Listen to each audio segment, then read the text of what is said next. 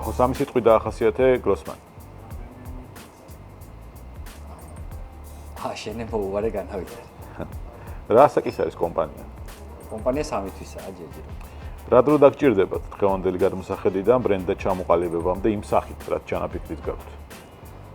ალბათ მთელი ცხოვრება, იმიტომ რომ ეს განგზობითი პროცესი არის და არასდროს არ შეიძლება რომ გაჩერდეთ. თუ Grossman-ში ყველა პროდუქტი ცოცხალი იქნებოდა, რომელი დაიჩივლებდა ყველაზე ხმამაღლა, რომ სათანადოდ არ აფასებენ? ალბათ ჭანჭიკები და ქანჩები. Grossman-ს რომ VIP წევრობა ჰქონდეს, რა ბონუსს შესთავაზებდით ყველაზე ერთგულ მომხმარებელს? საუკეთესო პირობებს, რაც ხელზე გვექნება იმ მომენტისათვის.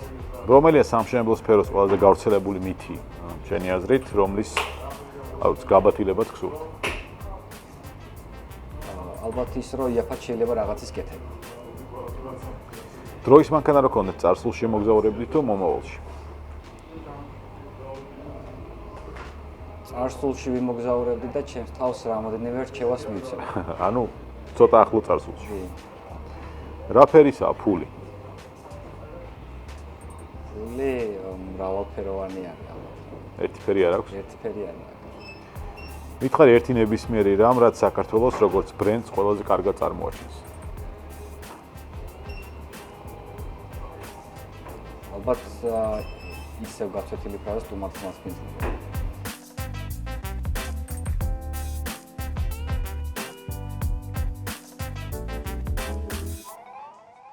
პირველ რიგში მინდა კითხო, რა ღირებულებებს ეფუძნება Grossman, როდესაც ბრენდს ქმნიდით და კომპანიას, რაზე ფიქრობთ? ალბათ პირველი იმაზე ვფიქრობდი, რომ მე მომწონს ზოგადად ეს მიმართულება, რაღაც ჰობის არის და მეორე მომიწია რაღაცა ჩემი პირადი სახლის აშენებაც, პროცესში ჩართვაც და სულ მქონდა პრობლემა ერთი, რომ ძალიან შორს იყო ის ნივთები, ის პროდუქტები, რაც მე მჭირდებოდა, სწრაფად მინდოდა ეს ყველაფერი და ვერ ვიღებდი ამ თემას და მეორე თვითონ მე მქონდა შეხება გაყიდვების კონსულტანტებთან, ადამიანებთან, რომლებიც რაღაცა რჩევა უნდა მოეცათ ჩვენთვის. მჭირდებოდა ხარისხიანი პროდუქტი და შესაბამისად ეს მქონდა დანაკლისი ჩვენს ქართულ ბაზარზე და ამიტომ გადავწყვიტე რომ მეცადა აკვერი და მეცადა აი ამ პრობლემების გამოსწორება და ვფიქრობ რომ დღეს უკვე 3 თვის თავზე სწორ გზაზე ვართ, ბევრი გვაქვს სასწაული, თუმცა სწორ ნაბიჯებს ვდგავთ, ჩქარავ ვდგავთ ამ ნაბიჯებს და იმედი მაქვს რომ ის დროც მალე მოვა, რომ ეს კომპეტენცია Grossman-ის ყველა ფილიაში საკმაოდ მაღალ დონეზე იქნება. მიუხედავად იმისა, რომ ბაზარი ამ შემთხვევაში ძალიან კონკურენტულია, გაჯერებულია, რაღაც ბრენდები არსებობენ, არა მარტო ბრენდები, პატარა მაღაზიები არსებობენ, ანუ შენ თქვი რომ კონცეფცია, რომელიც Grossman-ს აქვს, ექნება და განავითარებს, გამორჩეული იქნება. კი ბატონო, ჩვენ ბაზარზე ცოტა სხვა ნიშით შემოვედით, სხვა სტრატეგიით შემოვედით. არჩეული გვაქვს ის გზა, რომ ვიყოთ მომხმარებლებთან მაქსიმალურად ახლოს, შესაბამისად ლოკაციებს ვირჩევთ ზუსტად ისე, რომ არის უბნები, რომლებიც აქტიური განაშენიანების პროცესში არის, ეს არ ეხება მხოლოდ კორპუსებს, არის საუბარი ასევე კერძო სახლებზეც.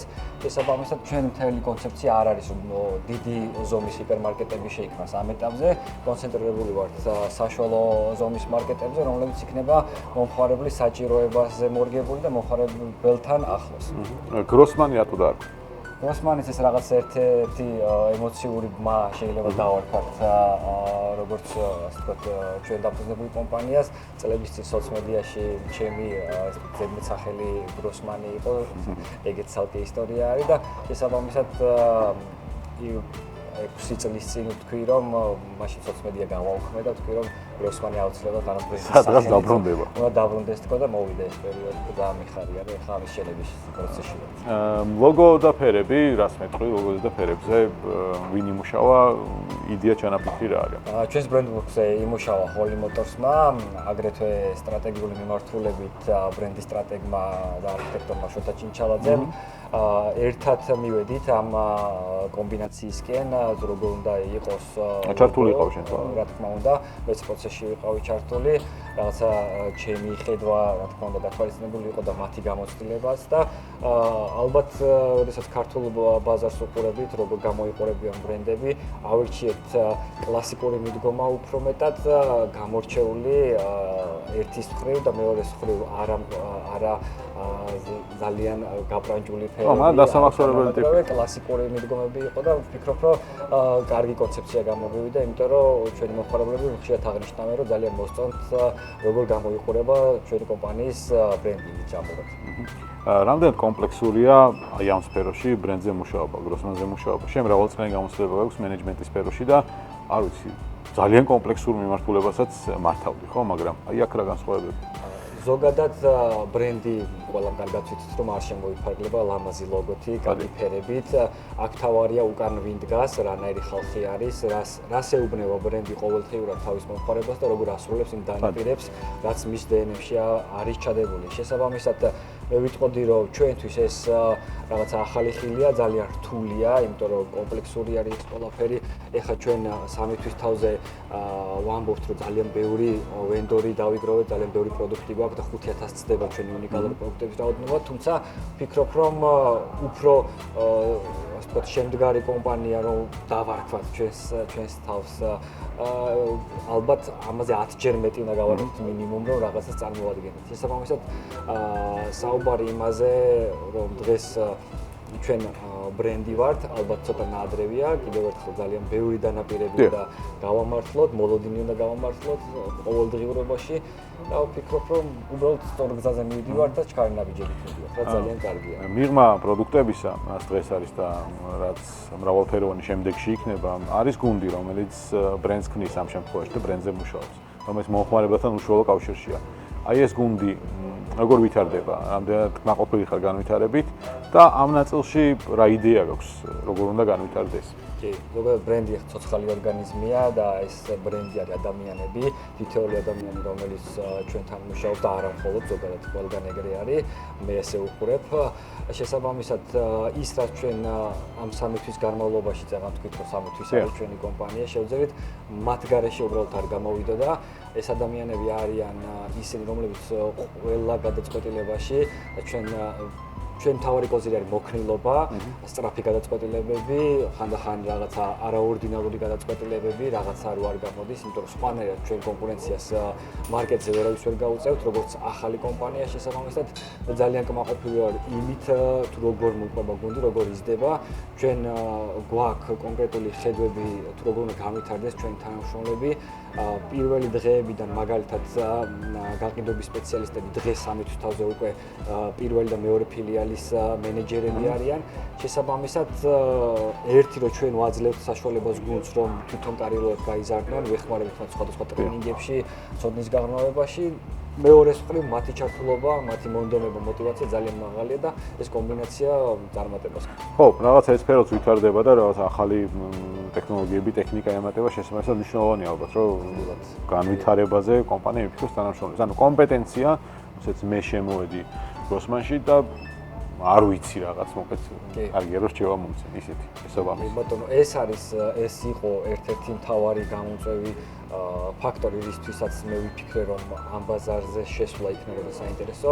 ვინაიდან დღეს ამ სექტორში, თქვენ როგორც ახსენეთ, არ არის მაღალი კომპეტენცია, არის ბაზარი ფრაგმენტული, არის ბევრი მოთამაშე, თუმცა კონკრეტულ სწორი რჩევის მიღების კუთხით, სწორი პროდუქტის მიღების კუთხით, რომელიც დროს დაგაზოგინებს და დროის ჭრილში თანხასაც დაგაზოგინებს, ეგ ჯერ კიდევ ძალიან აკლია ამ ბაზარს. და ვფიქრობ, რომ არ ვიცი რა მჭირდება და ვიღაცა უნდა ჩვენი განვითარებით და ის კლასიკური მიდგომები ეხლა უკვე შეიცვალა, თუ გადავხედათ ევროპას, თუ გადავხედათ ამერიკის ბაზარს, შემოგარენი ქვეყნების ტრენდს როგორ ვითარდება, ჩვენ უნდა აუწყოთ ფეხი, ჩვენ უნდა შემოვიტანოთ ახალი ტექნოლოგიები, ახალი ცოდნები, ახალი პროდუქტები, რომლებიც პირველ რიგში ზოგავს დროს, იღებ უფრო მეტ ხარისხს და შესაბამისად დროში ფინანსებს ზოგავს. გროსმანი რატომ უნდა აურჩიო? აი დღევანდელი გადმოსახედიდან რა პასუხი გაქვთ? მე როგორც მომხმარებელმა რატომ უნდა აურჩიო გროსმანი? პირველ რიგში გროსმანი იქნება თქვენთან ახლოს. გროსმანში თქვენ მიიღებთ კომპეტენტურ რჩევას, შეარჩევთ სწორ პროდუქტს.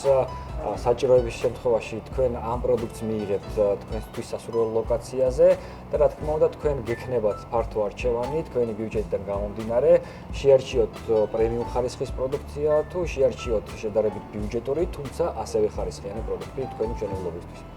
განვითარების გეგმები როგორია? მე გულისხმობ უკვე ლოკაციებს, რომლის ათვისებასაც გეგმობთ. დღეს 3-ია, ხო? და რეგიონებიც არის იდეას ჩანაფიქრში. წელს მოესწრება თუ ამ ეტაპზე ჩვენ ახლა უკვე ფუნქციონირებს ორი ობიექტი, მესამე ობიექტზე უკვე არჩეული გვაქვს ლოკაცია და დაიწყება მშენებლობა რემონტის პროცესი. წელს ვფიქრობთ რომ 5 ლოკაციამდე ავალთ და ჯამში 3 წლის ჭრილში 15 ფილიალი უნდა იყოს, თუმცა საქართველოს მასშტაბით არის 15 დიდ ქალაქებზე ვსაუბრობთ და თბილისზე რა თქმა უნდა.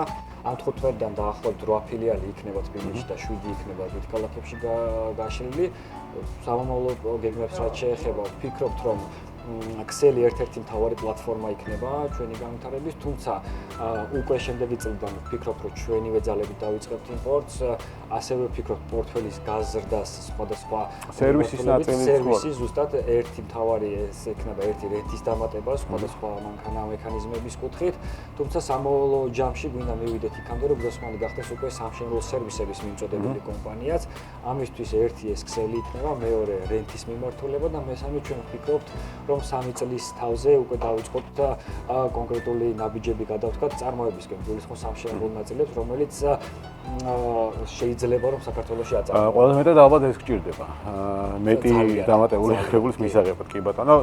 ამ ნაწილში კონცეფციას გულისხმობ მაღაზიის კონკრეტულს, ესე დარჩება თუ შეიძლება უფრო გაფართოვდეს, ანუ ესეთი კონცეფცია იქნება. რაც შეეხება ცვლილებებს, რაც შეეხება მაღაზიის მოწყობას, ჩვენ იმით ვამოყოფ, რომ არ გვაქვს არანაირი შაბლონი, არანაირი რაღაცა კონკრეტული მოცემულობა, რა უცებთ ესე უნდა იყოს. დღეს ჩვენ ვიფიქრეთ, რომ ეს კონცეფცია, ეს მოცემულობა, ეს ეტაპი, ესე დავარქვათ, იქნებოდა მომხმარებელთვის ყველაზე საინტერესო, თუმცა ხვალ შეიძლება ვთქვათ, რომ მომხმარებელი სხვანაირად სჭირდება, მომხმარებელი სხვანაირი გარემო უნდა შევთავაზოთ და მე ზუსტად ჩემი გუნდის იმედი იმიტომ მოყვა, ამაში ყველაფერში გამოყვებენ და შეგვიძლია რომ ერთ ღამეში ეს ყველაფერი მოქნილობას მაგაში.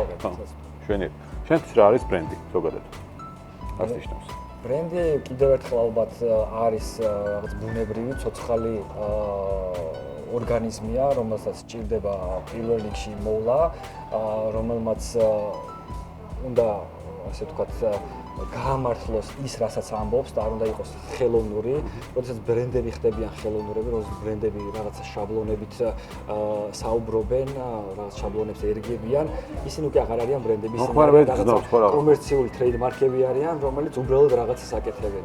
ჩვენთვის უფრო მეტად მნიშვნელოვანია ღია გახსნილი ურთიერთობა ჩვენს მომხმარებლებთან, ჩვენს პარტნიორებთან, ნებისმიერ ჩართულ პირთან, შეიძლება ეს იყოს ნებისმიერი საზოგადოება, ეს ყველაზე მნიშვნელოვანია და არ გვაქვს არანაირი რაღაც შეზღუდვა, არანაირი ლიმიტი, თავარია ჩვენ ვიყოთ ღია გახსნილები და შევქნათ ამით ღირებულება. ამის იქით ვფიქრობთ, რომ ყველაფერს მიახდე, როდესაც ესეთი კომუნიკაცია გაქვს შენ საზოგადოებაში. და შეასრულო დანაპირება. რა თქმა უნდა. წარმატებები ხო? გროსმანის წარმატებები, მადლობა შენ, რომ იყავი გროსმანის ბრენდის ხმა, ბრენდის ხმაში. მადლობა თქვენ ვიხარია თქვენი პატივი.